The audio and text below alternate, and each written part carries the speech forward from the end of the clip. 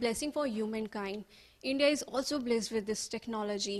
Nowadays, we can access internet everywhere. Even a 2-year child like any student, or you are a housewife, you can access internet anywhere. So many people is using internet for good purpose, but on other hand, many people is using it for wrongdoing. In today's edition of Trend Opine, we are going to ask people on use of internet is responsible for characters downturn. Let's watch. आजकल अश्लीलता इतनी बढ़ रही है, तो आप सोच सकते हैं वो किस वजह से बढ़ रही है। वो केवल इंटरनेट की वजह से बढ़ रही है।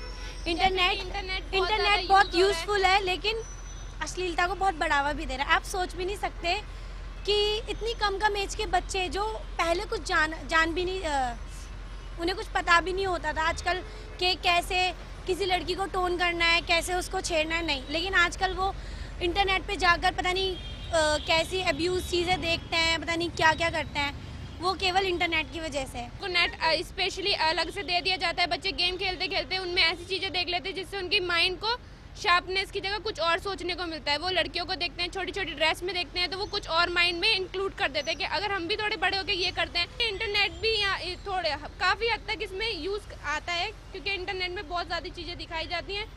सारे बच्चे वो सब ना देखकर कुछ और भी देखते हैं। As we know, India is being, full with the rape cases, and there are many people, illiterate people, do all this stuff, and if educated people also do, it's not a matter of education, it's just a matter of their desperacy towards everything.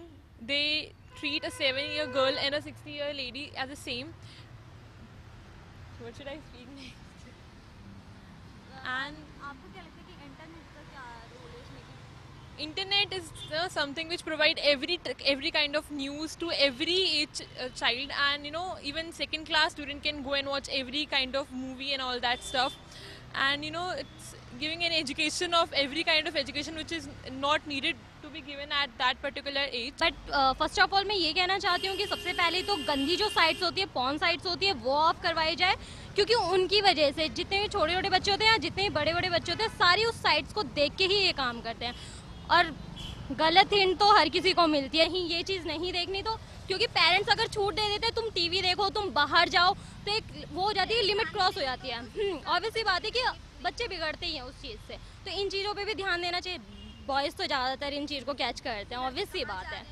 हाँ, तो ये कम तो होगी, एक तरफ से rape होना कम होगा या लड़कियों को छेड़ना, ये सब कम होगा। हाँ, लड़कियाँ भी उठाती है, ऐसा नहीं है कि लड़कियाँ भी होती है, लेकिन एक थिंग होती है ना कि किसी चीज़ को कैच करना, तो गलत थिंग बहुत जल्दी बॉयज़ कैच करते हैं, तो पेरेंट्स को उन चीज़ के लिए ज़्यादा रोकना चाहिए।